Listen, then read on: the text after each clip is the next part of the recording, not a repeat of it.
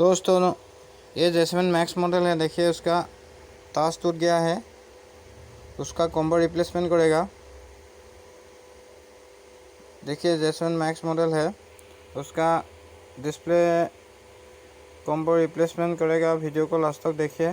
पहले power switch off कर लेता हूँ, उसके बाद उसको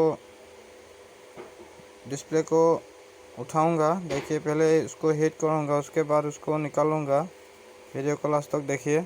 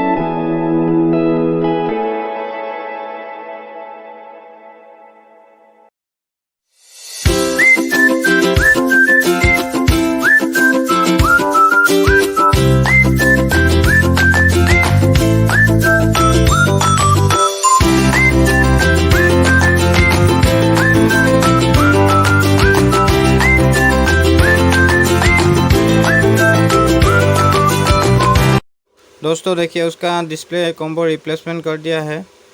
उसका भी रबर लगाऊंगा और ऑन करके उसको टेस्टिंग करूंगा। देखिए उसको पहले ऑन कर दिया है, अभी उसको टेस्टिंग करेगा थोड़ा कैसे वर्किंग करता है ताश। देखिए अच्छा से वर्किंग कर रहा है। देखिए उसको मैं टाइपिंग कर रहा हूँ। देखिए अच्छा से वर्किंग कर रहा है।